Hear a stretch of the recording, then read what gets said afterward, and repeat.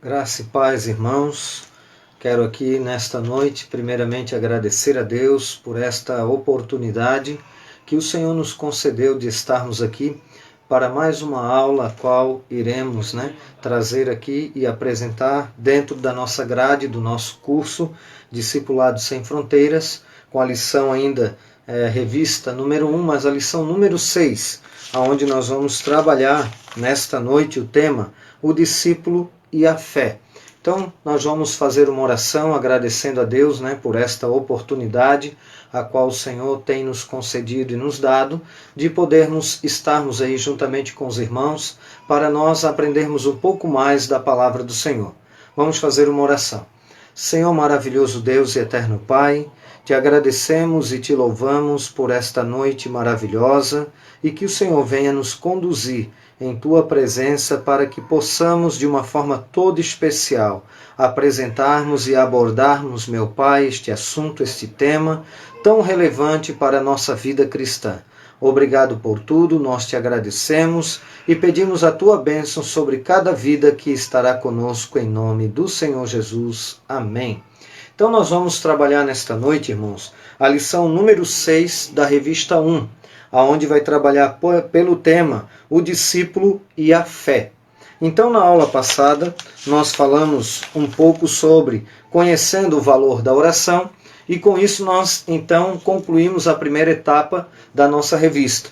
Agora nós estamos na segunda etapa, onde nós trabalharemos 3 lições maravilhosas, que será o discípulo e a fé, que é a aula de hoje, depois o discípulo e a obediência, e depois na outra aula, na terceira, na sequência aqui de 3 aulas, nós teremos então o discípulo e o dízimo. Então nesta aula de hoje, trazendo uma ponte daquilo que já foi abordado da aula passada, nós aprendemos um pouco sobre a oração, conhecendo o valor da oração.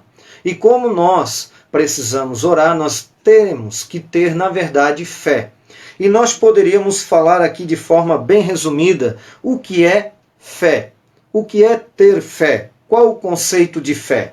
Aí nós vamos observar o texto que introduz esta lição de hoje, que é o texto que, ao meu ver, já nos aponta de forma clara, de forma teológica, o que é e o que há de ser fé. Ora, a fé é o firme fundamento das coisas que se esperam e a prova ou a convicção das coisas que não se veem. E aí nós vamos ver que é Hebreus 11:1. Parece-me que o escritor aos Hebreus, por mais que nós não o conhecemos, não está no relato bíblico quem é o escritor de Hebreus, mas nós vamos observar que ele conceitua o que é fé de forma bem clara, resumida e de forma bem objetiva. Ora, fé é o firme fundamento das coisas que se esperam e a convicção ou a prova das coisas que não se vê.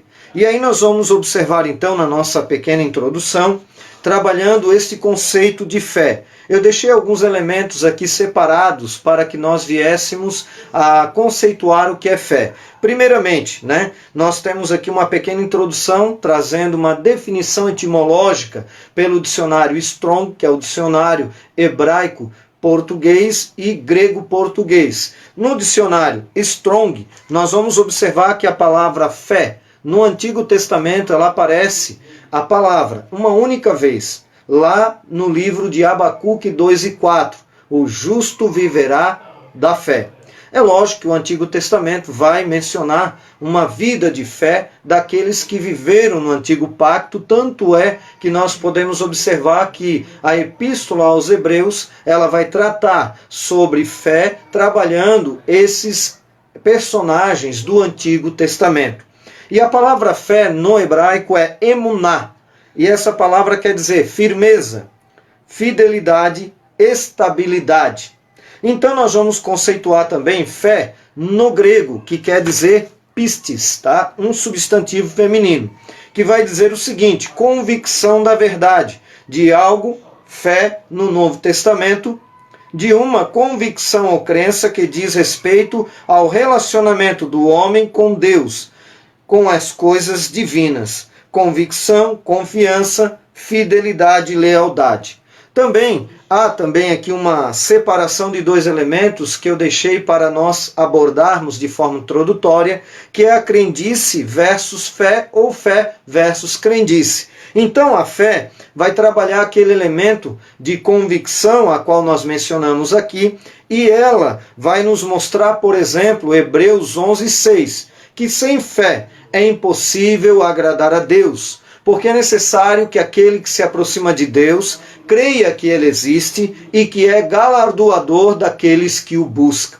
Versus a crendice. A crendice vai trabalhar muito aspectos religiosos. E eu até coloquei aqui uns elementos importantíssimos para nós, assim, vez por outra mencionarmos, para nós vermos quanto é importante nós ensinarmos sobre fé, a termos fé, convicção através da nossa própria fé e termos uma vida pautada na vontade de Deus. Veja bem, irmãos, quando fala na questão de crendice, nós observamos uma questão importantíssima. Por exemplo, quando nós criamos os filhos, eu vez por outra analiso que as pessoas ensinam os filhos que coelhinho da Páscoa existe. Por exemplo, Papai Noel e assim por diante. E é interessante que o meu filho, que hoje tem 15 anos, na época ele tinha 2 ou 3 anos, por ali, 3 para 4 anos, melhor dizendo. E uma certa feita, sentado na mesa, juntamente conosco, aparece na televisão o Coelhinho da Páscoa. E eu disse assim, mano, ele falou, olha pai, Coelhinho da Páscoa. Eu disse, mano, coelhinho não existe. E ele disse, Coelhinho da Páscoa não existe e coelho não põe ovo. Daí ele dizia, existe. E eu dizia, não existe. Ele dizia, existe. Eu dizia, não existe.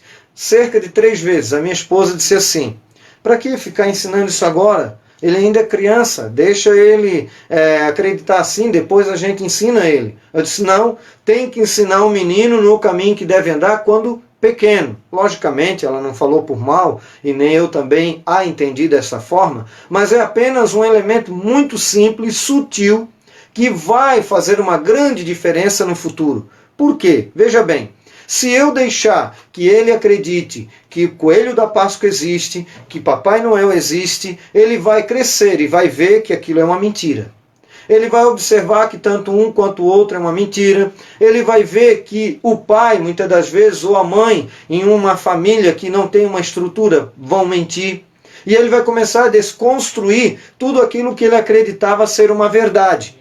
E com o passar do tempo, alguém vem e prega Jesus para ele. Ele pode muito bem achar que é mais uma mentira. Por quê? Porque o pai ensinava a não mentir, mas mentia. Ele olhava para o cenário político, pior ainda. Ele começa a olhar que na escola os amiguinhos mentem. Ele começa a olhar e ver que professores muitas vezes mentem. Ele começa a ver que na sociedade em si muitas pessoas mentem. Ele vai ver que acreditou piamente, porque a criança ela acredita de verdade que aquilo é uma verdade. Então ele dizia que o Coelhinho da Páscoa existe, e eu dizia que não existe. E aí, com o passar do tempo, eu observei que isso era importantíssimo, que ele nunca ficou enganado com aquilo. Tanto que uma certa feita a professora fez ali uma avaliação dele dizendo que ele era muito realista, mas que participava das brincadeiras. Então eu nunca privei ele das brincadeiras e de presente, mas eu ensinava que quem dava era o pai e a mãe, e não o Coelhinho da Páscoa e nem o Papai Noel. Parece algo muito simplório, mas isso é extremamente importante, porque na fé da criança, na educação da criança, do 0 até mesmo ali uns 14 anos, 7, 8 anos, até mesmo na adolescência, mas principalmente do 0 aos 7 anos, você está ensinando as bases da criança. Então é importante nós ensinarmos a base verdadeira que é Jesus, porque esse nunca vai decepcioná-lo.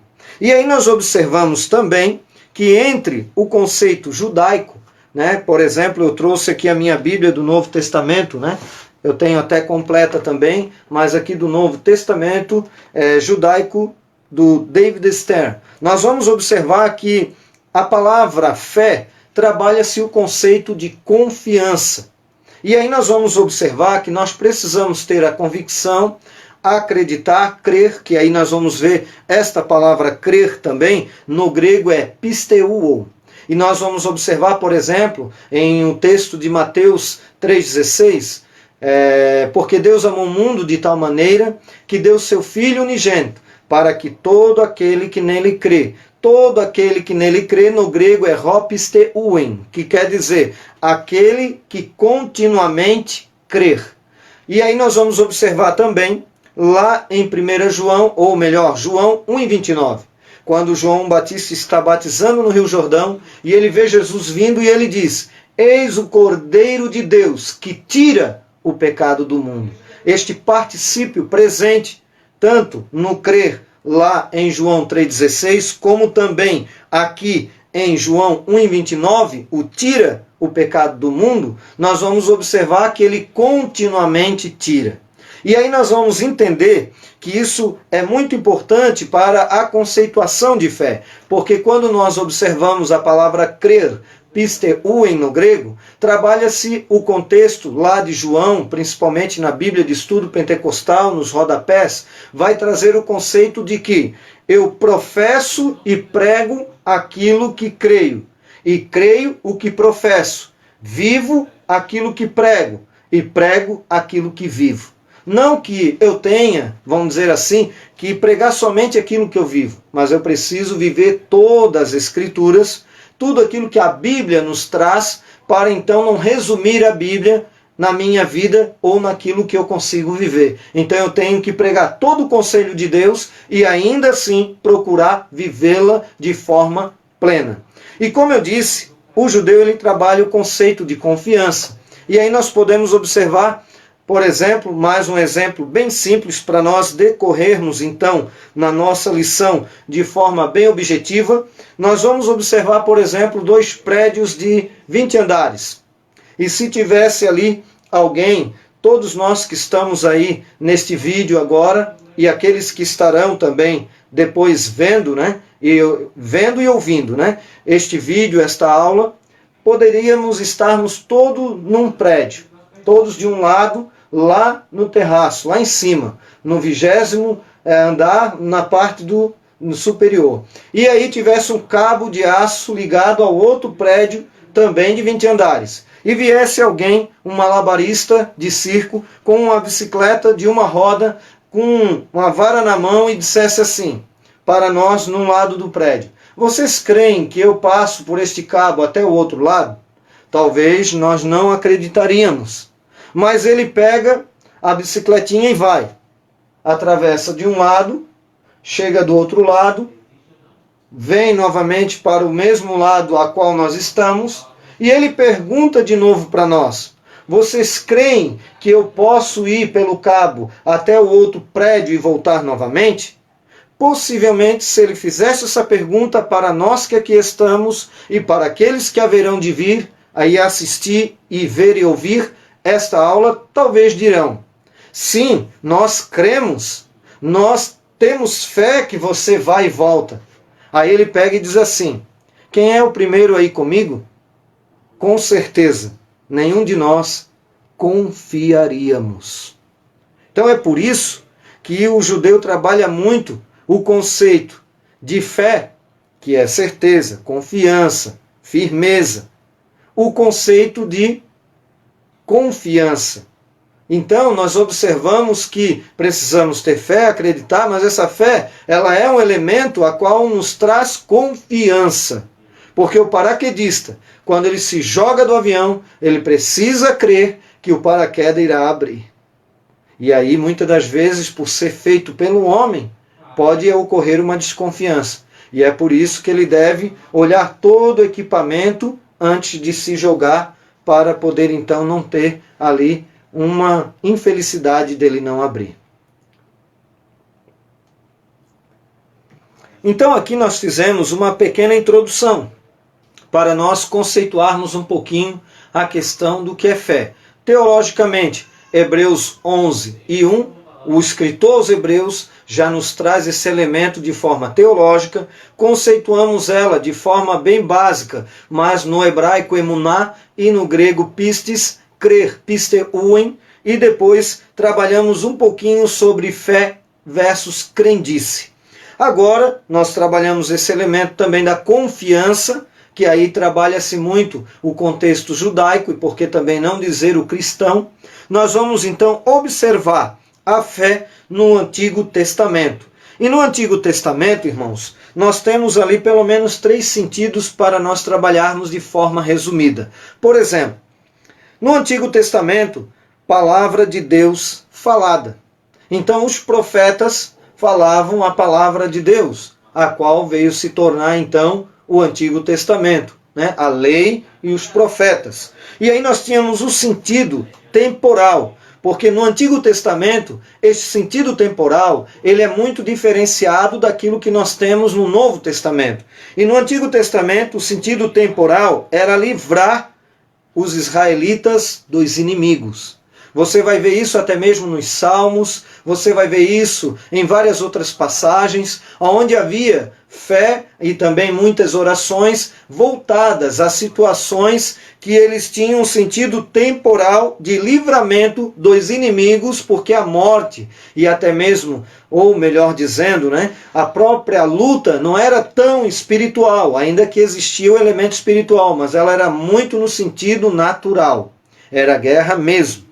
E tinha o sentido futuro, que era, na verdade, a espera pelo Messias, Yeshua, que aí nós temos Jesus no grego e Jesus no grego, que quer dizer Jesus no português, mas Yeshua e Machia, que quer dizer Messias, e Messias é o ungido, e no grego Cristo, que aí nós vamos observar que é a mesma conotação do hebraico de ungido, Messias, para o grego Cristo. Então nós vamos observar que eles acreditavam, então, tinham fé que Cristo viria, o Messias viria. Então tinha esse elemento no sentido futuro e também no temporal, que aí era um sentido mais de guerra. No Novo Testamento nós vamos trabalhar esse conceito, por exemplo, a palavra de Deus escrita, não mais falada, agora escrita, porque tudo que foi escrito outrora, como disse o apóstolo Paulo, concernente ao Antigo Testamento, é para nosso ensinamento. Mas agora, depois de feito então todos os escritos do Novo Testamento, nós temos agora no Novo Testamento a palavra do Antigo escrita, e depois tendo o Novo Testamento também escrito, o sentido temporal é livres do pecado. Já não tem tanto aquele elemento no sentido físico. Pode até ocorrer uma vez ou outra, porque ainda sabemos que no mundo existem perseguições concernentes aos cristãos e assim por diante. Mas nós observamos que hoje ele trabalha numa esfera muito mais contra o pecado, de forma bem objetiva, até porque você observa lá em Atos dos Apóstolos, capítulo 1, versículo 6, os próprios discípulos, mesmo vendo Jesus depois ressurreto, eles perguntam para Jesus quando que haveria de ser, na verdade, a restauração de Israel. E isso até eles trabalham de um conceito mais no sentido político. Mas Jesus ele vem e responde no versículo 8, porque ele disse que o tempo e as estações não cabiam a eles, mas ele diz no 8, mas recebereis poder, dunamis no grego, mas recebereis poder, poder real, mas recebereis poder, ao descer sobre vós o Espírito Santo, e sereis minhas testemunhas. No grego deriva de marte, quer dizer, testemunhar se possível, se necessário, até a morte. Mas recebereis poder ao descer sobre vós o Espírito Santo, e sereis minhas testemunhas, tanto em Jerusalém, como em toda a Judéia e Samaria, até os confins da terra. Então Jesus desfoca completamente aquele elemento que era político. Eles estavam muito preocupados com a questão de Israel ser liberto e não ser mais vassalo de Roma. Só que Jesus, ele veio para nos libertar de algo muito pior do que Roma, de algo muito pior do que o adversário no sentido físico. Mas ele veio para desfocar, na verdade, esse elemento que era do Antigo, propriamente do Antigo Testamento, para que agora, na Nova Aliança, ele nos libertou de algo pior do que Roma, que é o diabo. Pior do que Roma, que é o pecado. Por isso que agora no Novo Testamento, irmãos, trabalha esse elemento de forma mais vamos dizer assim, objetiva através de sermos livres do pecado, tá? Do pecado. E aí nós vamos observar também que o sentido futuro é a redenção completa em Cristo, que é aquilo que ele já nos prometeu, né? E na aula sobre a salvação, nós trabalhamos ali alguns elementos que trabalham a questão do que nós herdamos de Cristo, né? Para sermos então salvos nele. Justificação, regeneração, adoção, santificação, glorificação. Um dia estaremos com ele na glória, porque essa é a promessa, né? A redenção completa em Cristo. Então no Novo Testamento vai ter o foco muito maior em Cristo, porque agora ele já veio, e aí já se consumou e se cumpriu a redenção através de Cristo. Por isso que Armínio cita, redenção obtida para todos, mas aplicada aos que creem. Por isso então que nós vemos o agir de Deus pela sua graça preveniente, trabalhando em nossas vidas e depois que nós cremos, consequente. Tá? E aí nós vamos ver na vida cristã. Na vida cristã, nós vamos observar que a fé versus incredulidade, irmãos. Por quê?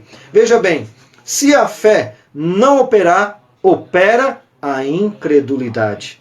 Então é por isso que na vida cristã prática, nós precisamos ter e manter a nossa fé na presença e na vontade do Senhor através da sua palavra. Aí nós vamos observar então que o olhar para as tribulações, porque quem não tem fé é incrédulo. Quem é incrédulo tem um olhar para as tribulações e um olhar para o pseudo prosperidade dos ímpios. E aqui, irmãos, é muito terrível. É aquilo que o salmista, né, fala lá no Salmo 73, o Salmo de Asaf, ou o Salmo do... acho que é de Asaf, só deixa eu conferir aqui, que vai falar que ele via a prosperidade dos ímpios. E ele então ficou muito, né, comovido, chateado, ao ponto de achar que eles prosperam, que nada acontece com eles, e assim por diante. É o Salmo de Asaf, né?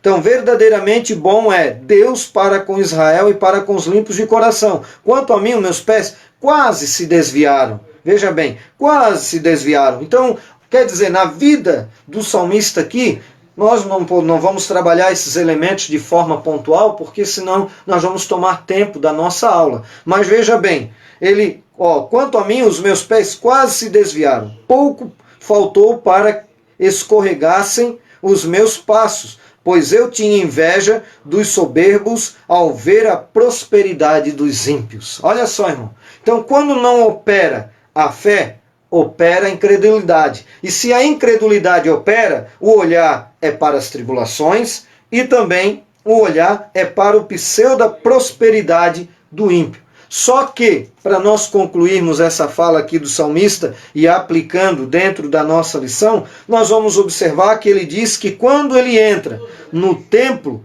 de Deus, aí ele vê que ele era milionário espiritualmente.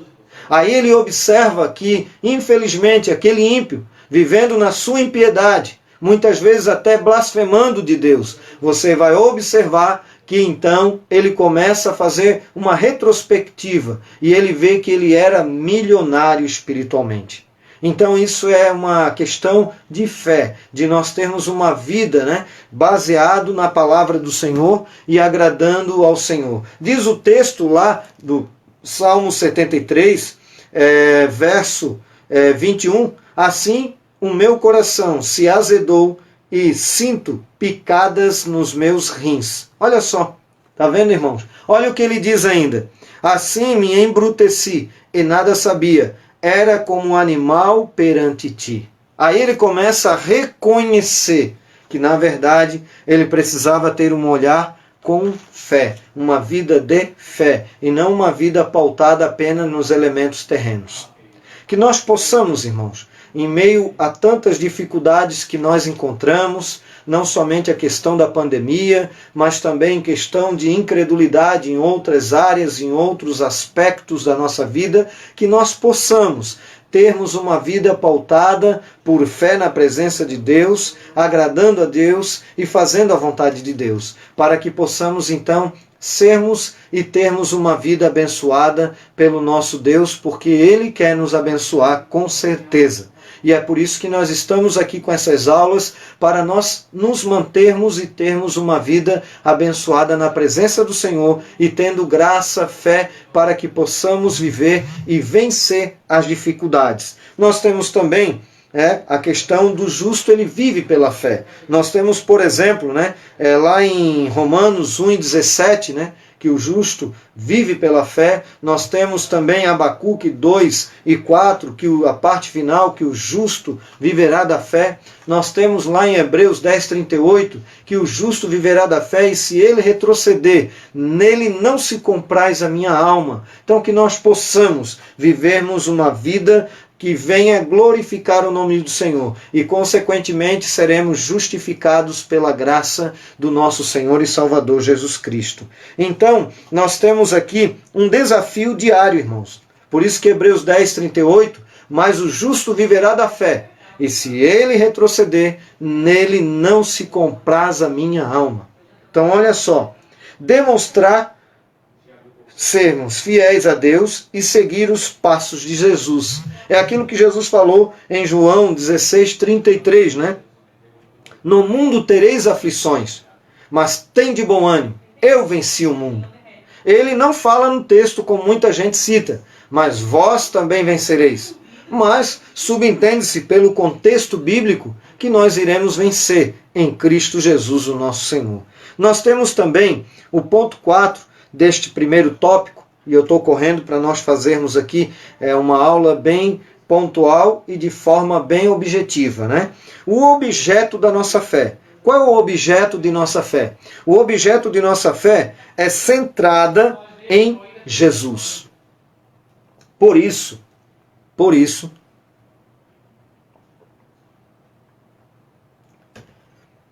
que a Bíblia diz, João 14:6.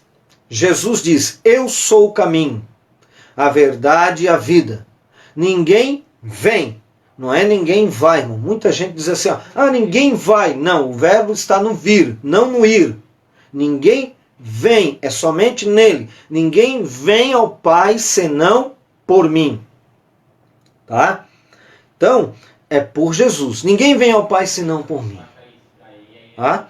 E aí nós temos aqui, Hebreus 12, olhando para Jesus, o autor e consumador da nossa fé. Depois nós temos João 5:39, Jesus falando aos religiosos da época, examinai as Escrituras. Vós, ele está falando a eles, julgais ter nelas a vida eterna, e são elas que testificam de mim. O que é testificar? Dizer quem é. Testificam de mim. Em outras palavras, por que vocês não creem em mim? Por que vocês abandonam a fé em mim?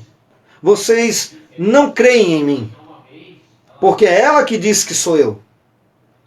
É por isso que João 1:11, ele veio para o que era seu, mas os seus o rejeitaram. Mas versículo 12, mas a todos aqueles que creem no seu nome, foi-lhe dado o poder de serem chamados filhos de Deus. Aleluia. Aí nós temos aqui, irmãos, então, olhando para Jesus, o autor e consumador da nossa fé, nós temos o segundo tópico da nossa lição, que eu quero trabalhar de forma também bem sucinta, que vai trabalhar as qualidades ou tipos de fé. E aí nós vamos observar a fé natural. E eu vou tentar aqui dar um embasamento bíblico, teológico, para nós então compreendermos esses elementos. Tá? Por exemplo, fé natural. Eu coloquei Romanos 1:20, que os atributos invisíveis de Deus, tanto o seu poder quanto a sua divindade, pode se observar por aquilo que foi criado. A natureza apresenta um supremo Criador, mas ela não diz quem é o Criador. E quando nós observamos toda a natureza, nós podemos observar que ela nos aponta para um supremo Criador. Mas nós não sabemos através da fé natural. Então a fé natural, ela se manifesta de várias formas e muitas pessoas até, possivelmente, acabam até se desviando, até porque ela não tem um objeto, o objetivo que é Jesus. Ela até apresenta, a natureza demonstra, mas ela não conhece porque a natureza não diz quem é. E aí nós vamos observar que essa fé natural, muitas das vezes, a pessoa joga, por exemplo, num jogo de sorte ou de azar, como alguns citam. Mas, por exemplo, a fé natural, a pessoa pega um ônibus, ela crê que vai chegar no centro. Então ela acredita nisso. Isso quer dizer uma fé natural. Não é fé para salvação. Aí nós vamos ver então a segunda modalidade, o segundo tipo de fé. A fé que opera para a salvação. A fé que opera para a salvação, nós temos alguns textos, mas, por exemplo, Romanos 10, 17. A fé vem pelo ouvir, e ouvir a palavra de Deus. Então, através da palavra de Deus, a graça preveniente, o Espírito Santo, opera em nossas vidas. Romanos, ou melhor dizendo, João 16 e 8, ele virá, Jesus disse que quando o Espírito vier, ele convencerá, ele já veio, convencerá o homem, o mundo, do pecado, da justiça e do juízo. Do pecado porque não crê em mim, da justiça porque vou para o meu Pai, e do juízo porque o príncipe deste mundo já está condenado. Mas ele convence, a palavra convence no grego elencho, quer dizer, ele expõe o pecado, nós então observamos o pecado, nos constrangemos, cremos na mensagem da palavra, como diz Efésios 1, 13, 14, depois que ouviste a palavra da verdade, o evangelho da vossa salvação, e tendo nele também crido, foste selado com o Espírito Santo. Que no versículo 14 é o penhor, é a garantia da nossa salvação. Louvado seja o nome do Senhor. E aí nós vamos observar, irmãos, esse é o segundo elemento aqui dos tipos de fé, que aí é a fé que opera para a salvação. Depois nós temos o terceiro, a lição traz 3, mas eu sempre trago 4, tá? Que o terceiro é fé como dom. Aí nós temos lá em 1 Coríntios capítulo 12. Um deles é a fé. E essa fé ali é uma fé sobrenatural.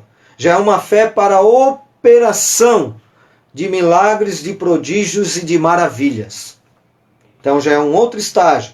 Então a fé, ela é um dom concedido de forma natural, porque na visão calvinista vai trabalhar aquela ideia que Deus dá fé para aqueles que vão ser salvos e não dá fé para aqueles que não serão salvos. Isso nós não cremos e a Bíblia não nos apresenta dessa forma.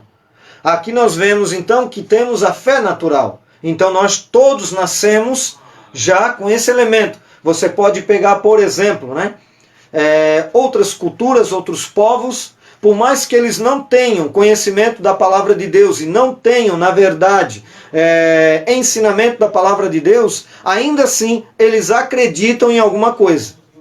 Tanto é, por exemplo, entre os nativos que aqui chamaram de índios, eles tinham vários totens. E outros povos, outras culturas também tinham totens, que eram um pedaço de madeira que ali tinha um animal representando uma entidade espiritual que protegia a tribo. Então, quer dizer, de alguma forma, o ser humano procura acreditar em alguma coisa. Por quê? Porque esse elemento, esta fé, mesmo que natural, ela está inserida no coração do ser humano. É por isso que Salomão diz lá em Eclesiastes 3:11, tudo fez Deus formoso no seu devido tempo, e colocou a eternidade no coração do homem, sem que ele possa compreender o antes e o depois. Quer dizer, por causa do pecado, o ser humano muitas vezes não sabe o que irá acontecer, mas com o conhecimento da palavra de Deus, ele sabe que existe salvação, que existe céu e inferno e assim por diante. E é por isso que louvamos ao Senhor. E é por isso que a Bíblia diz que é para pregar em tempo e fora de tempo. E é por isso que a Bíblia, então, nos ordena fazer discípulos de todas as nações, para então ser batizado em nome do Pai, do Filho e do Espírito Santo, ensinando-as a guardar todas as coisas que vos tenho ordenado, e eis que estou convosco todos os dias até a consumação dos séculos. O último, então aqui, o último elemento sobre fé, nessas qualidades da fé, ou tipos da fé, nós temos a fé como fruto do Espírito. Gálatas 5:22, que será uma das lições da revista 2, que vai trabalhar. Mas o fruto, no singular, o fruto do Espírito é amor, gozo, alegria, paz, longanimidade, benignidade, bondade, fé, que também muitas das vezes está fidelidade, fé, temperança. Fé, temperança, contra essas não há lei. Então nós vamos observar, irmãos, que quando trabalhamos este conceito de fidelidade, vai trabalhar o elemento da fé como fruto, que é aquela pessoa que mesmo passando dificuldades, problemas, ela continua perseverando. Parece-me que tem pessoas que passam dificuldades, mas parecem que não passam nada. Parece-me que muitas das vezes ela é vitoriosa, ela é uma pessoa que consegue manter um equilíbrio. Por quê? Porque ela consegue ter uma fé através do dom, melhor dizendo, do fruto, que é um conjunto, né? São 9 virtudes, por isso que eu mencionei aqui: amor, alegria, paz, longanimidade, benignidade, bondade, fé, mansidão, temperança. Contra essas não há lei. E aí ela consegue vencer, vivenciar toda a sua vida, uma vida pautada na fé. E isso é construído com o passar do tempo e experiências na presença do Senhor. Então, para nós irmos para o nosso terceiro tópico e último, nós vamos aqui, efeitos da fé. Vai trabalhar na lição que produz salvação. Louvado seja o nome do Senhor. Então, pela fé, como está lá em Romanos, capítulo 5, versículo 1, justificados mediante a fé, temos paz com Deus. Então, olha só, nós somos justificados pela fé. Por isso que a fé também, como elemento de salvação, porque a justificação nos tira aquela condenação para estarmos justificados pelo sangue de Cristo, precisamos crer. Nós vamos observar Efésios 2:8. Pela graça sois salvos, mediante a fé. E isto, a graça, não vem de vós, é dom de Deus, nem das obras, para que ninguém se glorie. Então, olha só. Nós temos então aqui a vida com Deus, né, que vai produzir a salvação. Depois nós temos, produz segurança, porque aquele que tem paz com Deus é diferente do ímpio, que tem um coração que muitas das vezes está em conflitos. Né? E isso, infelizmente, nós vemos muito em nosso contexto. E para aquele que não está tendo uma vida de fé, muitas das vezes também, como opera a incredulidade, muitas das vezes fica com o coração também, né, tribuloso. Aí nós vamos observar então que existem as obras de verdade nessa produção de segurança. Porque aí nós vamos vendo que a fé, ela precisa ter obras como consequência de uma vida com Deus e não para ser salvo, como alguém ensina. E aí eu separei 2 versículos para nós meditarmos aqui de forma bem objetiva para então caminharmos para o fim. Veja bem, Tiago, capítulo 2, versículo 14 ao 26, eu separei o versículo 17. Assim também, a fé, se não tiver obras, por si só está morta. Olha só, irmãos. A fé, se não tiver obras, por si só está morta. E o outro versículo é Tiago, capítulo 2, versículo 26. Porque assim como o corpo sem espírito é morto, assim também a fé sem obras é morta. Então nós precisamos ter obras de consequência de salvação, e não obras por ser bonzinho apenas, por achar que vai ser justificado porque é bom, faz o que é bom. Eu sou tão bonzinho. Para quê? Porque eu quero ganhar a salvação. Não. Você faz como um elemento consequente, porque você já é salvo, e não porque você vai ser. Não é para aperfeiçoar, porque aí eu vou ficar um nirvana. Isso não existe. Não, você tem que ter uma vida pautada com Deus, uma fé obediente, que é a próxima aula, e, consequentemente, você tem obras. mas aí porque você já é salvo. E aí nós vamos ver aqui, a fé não vê o fracasso. Até coloquei o exemplo de Pedro, quando ele está vendo Jesus vindo no mar da Galileia, e aí numa tempestade tremenda, nós já estamos terminando aqui. Aí quando ele está olhando para Jesus, porque Jesus manda ele vir, se é tu, deixa eu ir ter contigo. Ele coloca os pés sobre as águas e ele começa a andar. Muitas vezes as pessoas criticam Pedro, mas entenda, irmão, ele ainda com toda a sua dificuldade, ele ainda andou sobre as águas, coisa que eu nunca vi ninguém andar, a não ser Pedro e o próprio Cristo. E ele, enquanto estava olhando para Jesus, ele não se deteve à situação, ele estava andando por cima das águas, irmãos. Assim é nós, quando nós focamos em Cristo. Quando nós nos detemos em Cristo, na vontade do Senhor, nós não vemos os problemas, as dificuldades. Nós focamos nele, como está escrito lá e já mencionado aqui, Hebreus 12, olhando para Jesus, o autor e consumador da nossa fé. Mas o texto fala que ele começa a observar a tempestade, ele começa a naufragar na fé. Assim é o que acontece conosco. Mas aí Jesus vem e puxa a Pedro. Por mais que ele até afundou, mas ele ainda deu alguns passos de fé por sobre as águas, e isso é extremamente louvável. E para concluir, a fé conduz à vitória. Para isso, nós vamos terminar fazendo uma pequena leitura de um texto que está na nossa lição, e eu deixei separado, sendo o último subtópico do último tópico, tá certo? Olha só. A fé conduz à vitória. Para concluir, vale adaptar o texto de um autor desconhecido. Veja bem, irmãos, preste bem atenção. Olha que tremendo. Enquanto a dúvida olha para baixo, a fé olha para o alto.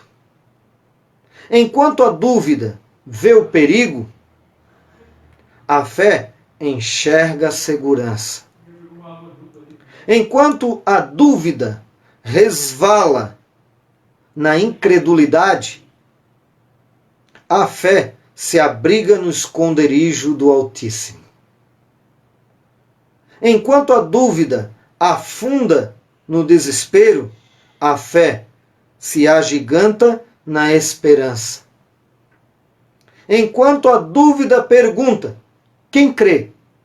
A fé responde, eu creio. Louvado seja o nome do Senhor. Quero aqui fazer uma oração final, agradecer a presença dos irmãos que aí estão conosco e que Deus abençoe de uma forma toda especial e que esta aula possa ser uma aula que venha edificar a sua vida e possa te dar sustentação na presença do Senhor. Senhor maravilhoso Deus eterno Pai, abençoe de uma forma toda especial aos irmãos que estão conosco e aqueles que haverão de assistir essa aula. Obrigado por tudo, te agradecemos e te louvamos, meu Pai.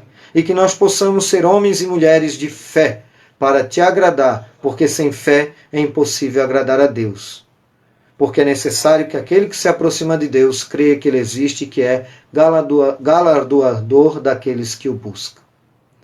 Que Deus abençoe os irmãos poderosamente, que Deus abençoe a vida dos irmãos, em nome do Senhor Jesus. Amém?